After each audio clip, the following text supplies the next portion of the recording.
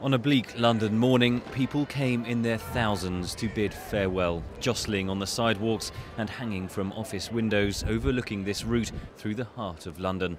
Among the crowd were Joseph Bates and his family. We've come to say goodbye to a great lady, a great leader. Michael Varney had flown in for the funeral. I'm British, but I live in France, and I came from Austria this morning to attend the funeral. I had the privilege to meet her in '83, and I was a huge supporter of hers. She did immense and wonderful things for this country, and I felt as though I had to be here. In the days since Baroness Thatcher's death, the debate has raged over her legacy for Britain and for the world. But today is a final chance for thousands of her supporters to pay their final respects to one of Britain's longest-serving Prime Ministers. The crowd was mostly respectful.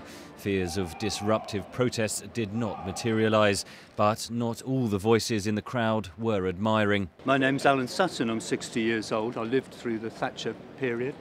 I think she was a racist and a bigot.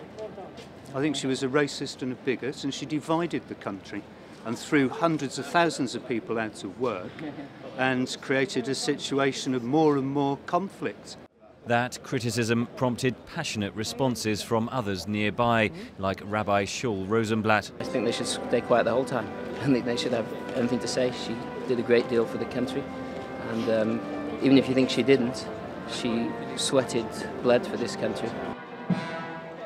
As the coffin passed by, some took photos and videos to remember the event. Others looked on or bowed their heads. American citizen Robin, who lives in London, says Baroness Thatcher's legacy will last. I think there's no question she's left an impression on history, but obviously people have very strong views on both sides of the political spectrum with respect to her legacy. But I still thought it was important to be here historically. As the coffin passed from view towards St Paul's Cathedral, a ripple of applause spread through the crowd. People who had come to say goodbye to Britain's first and only female Prime Minister believe she left a mark on their lives and on the world. Henry Ridgwell for VOA News, London.